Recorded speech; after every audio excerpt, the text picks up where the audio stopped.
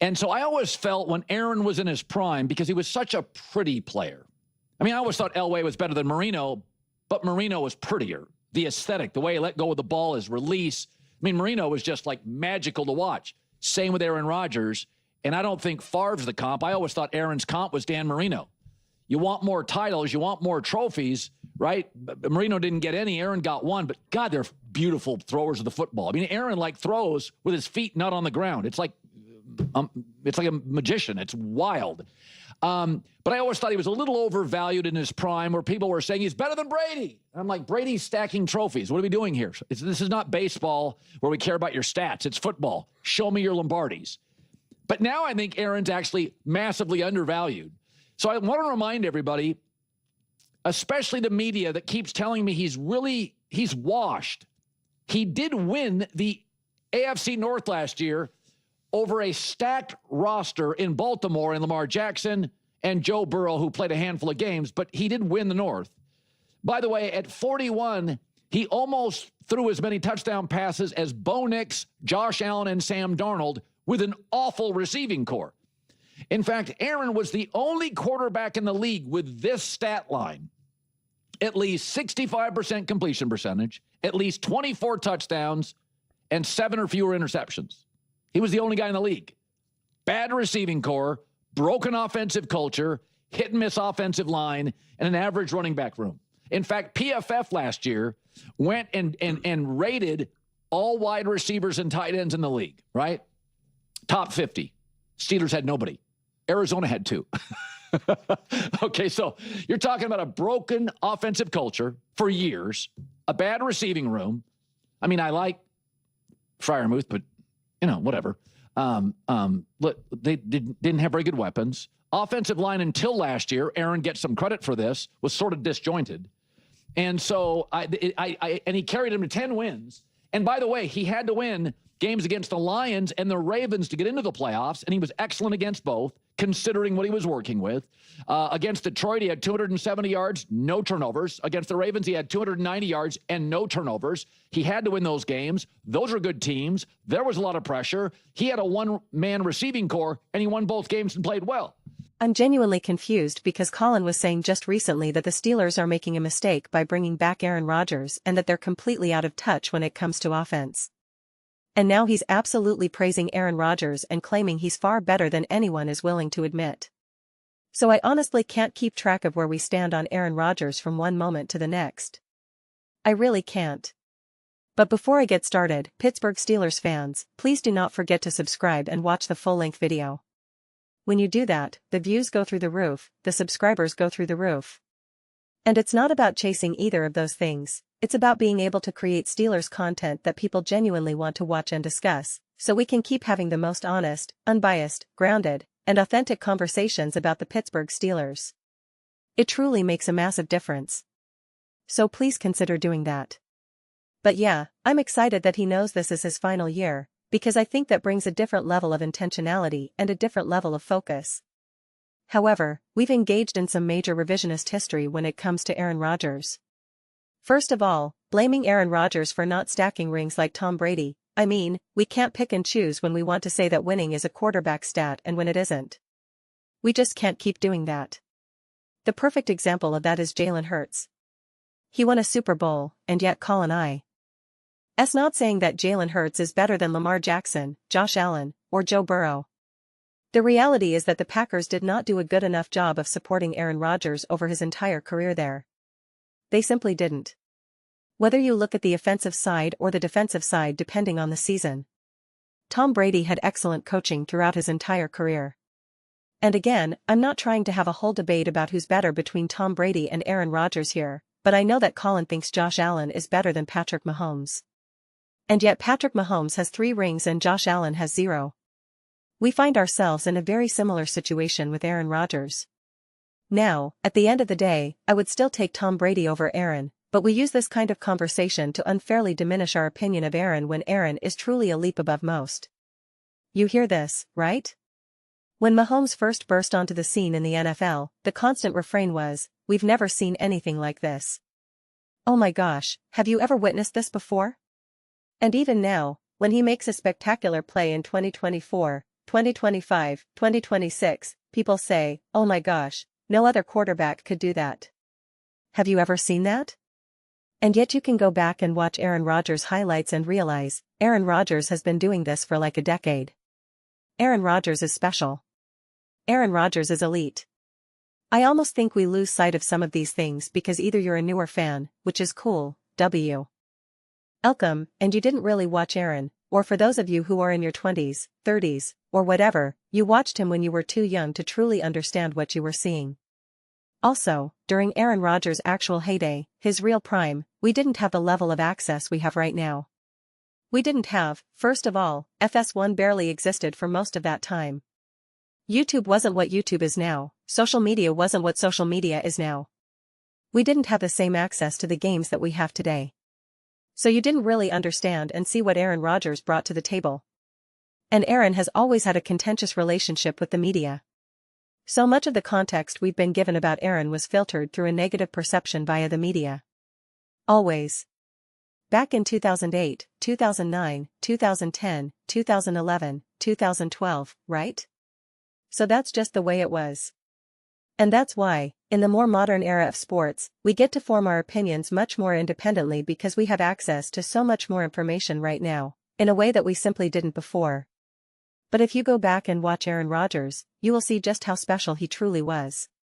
And if you even just watch last season and really pay attention to the games, really watch the execution of the offense, see what he accomplished, even in games he didn't win, like against the Cincinnati Bengals, or a game he did win against the Baltimore Ravens, you can see that the operation and the execution are truly second to none. Sure, he can't do all the things at this point that he used to do.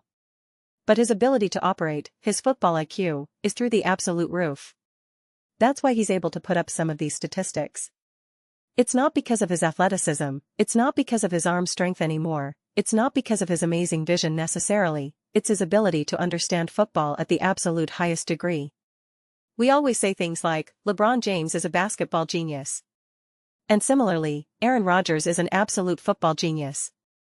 I don't know if I can say that about Patrick Mahomes, Josh Allen, Lamar Jackson, or Joe Burrow, at least not yet. Maybe later, but not yet. You can say that about Aaron Rodgers without any question. It's truly impressive to watch. And I'm optimistic that with some of the new pieces they have, hopefully a fortified offensive line, some additional receivers, hopefully tight ends who can stay healthy, and a run game that can be consistent, and with Aaron Rodgers locked in for his final year, knowing this is it, not leaving anything on the table, I'm excited. He had Mike McCarthy, who again, Mike McCarthy is a good coach. He's not a great coach. He's not Bill Belichick, he's not Sean McVay. He's a good coach, a competent coach. He can bring stability, and that's exactly what the Green Bay Packers had, stability. That's exactly what the Dallas Cowboys had, stability. When they were healthy, they could make the playoffs and win 12-plus games.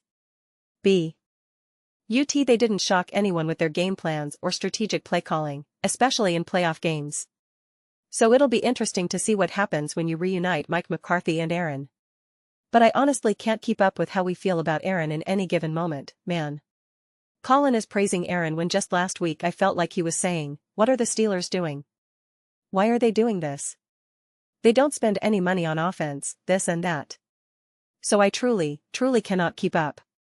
But I think, unfortunately, because of who Aaron is as a quarterback, and because the bulk of his true prime and his true greatness happened when sports media had changed tremendously in the last 5, 6, 7 years, the way we have conversations, the way so much of this is now on YouTube.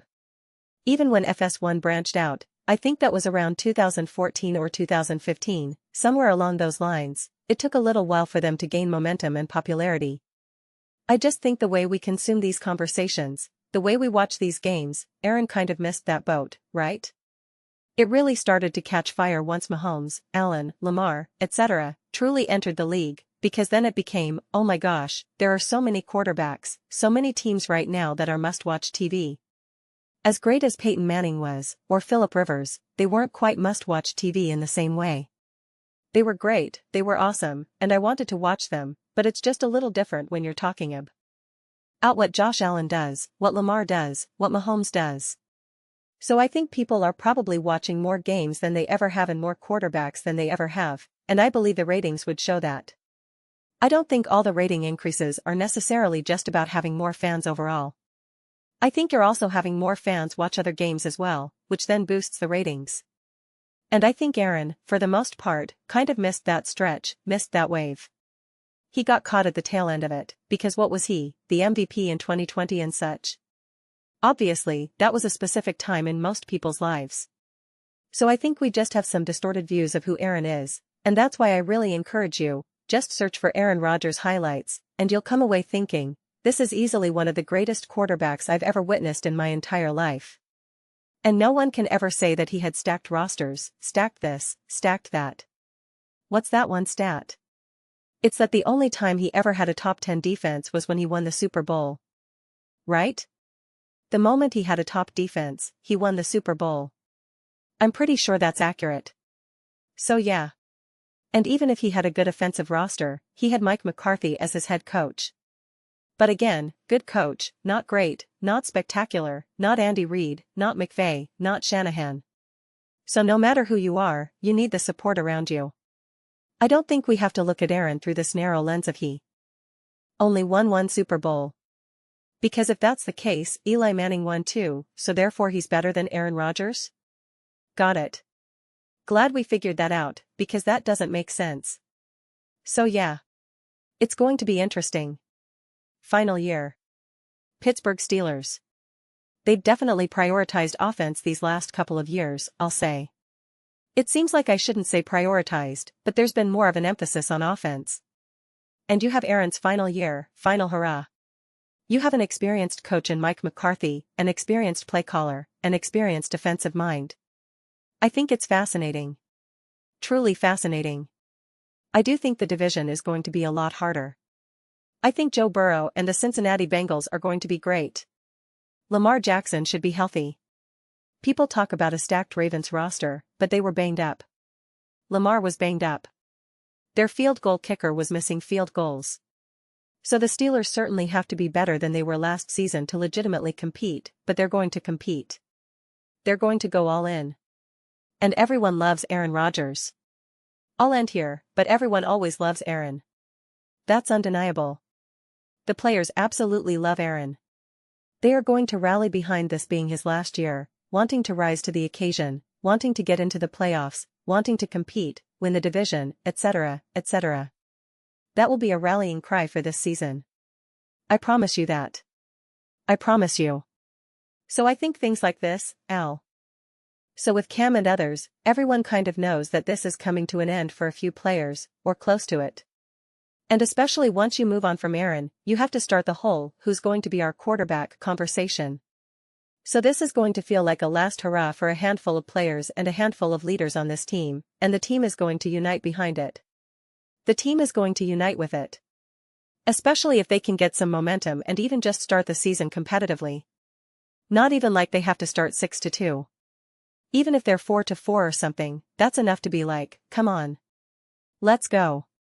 Let's step up. Let's elevate. I just think it'll have a unifying factor that will play out on the field. But those are just my thoughts. I'd absolutely love to hear yours. What do you all think about the Pittsburgh Steelers and Aaron Rodgers? This will be his final season. How do you think he'll play in his final year? How do you think the Steelers will perform with Aaron Rodgers and some of the offensive changes they've made, and the quality of play they'll get from Aaron? Let me know your thoughts below. I read every single comment. So whether you agree with me or disagree with me, either way, let's get into some discussions. Let's get into some debates, but ultimately, let's just have some fun. Please do consider subscribing. We're building an amazing community here, and I absolutely love to see you be part of it.